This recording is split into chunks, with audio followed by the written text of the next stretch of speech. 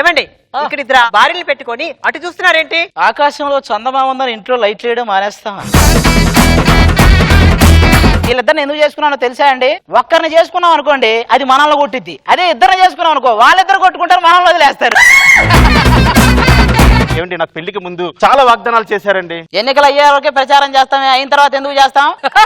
నా చీర కొని పెడతారా పెట్టరా? కొనిస్తా, ఇంకేం చేస్తాం? మగాడు ఏం చేస్తాడు తెలుసా అండి? తెలివైన మగాడు ఫస్ట్ కళ్ళు మూసుకుంటాడు, మనసును కేంద్రీకరిస్తాడు, మెదడును ఉపయోగిస్తాడు, ఒక నిర్ణయానికి వస్తాడు, ఫైనల్ గా పెళ్ళని చెప్పింది అంటాడు.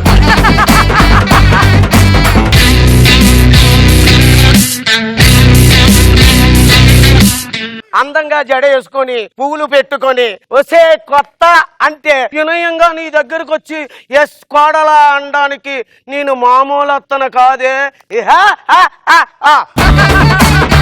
బెల్లం పుట్టింటికి వెళ్తే ఎంత ఆనందంగా ఉంటుందో తెలుసా? ఎవడో గుమ్మం ముందు వచ్చి ₹1 పెట్టేసి వెళ్తే ఎంత ఆనందంగా ఉంటుందో దానికంటే రెట్టింపు ఆనందం ఉంటుంది. మందు సిగరెట్ మానేస్తే ఆయుష్ పెరుగుద్ది అంటారు. పెళ్ళానికి పుట్టింటికి పంపించండి, మీ ఆయుష్ పెరగకపోతే నన్ను అడగండి. చంద్ర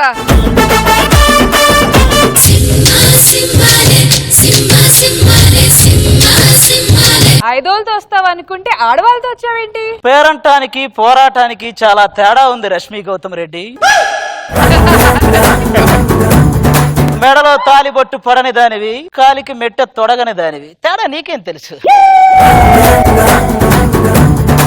మీ ఈటీవీలో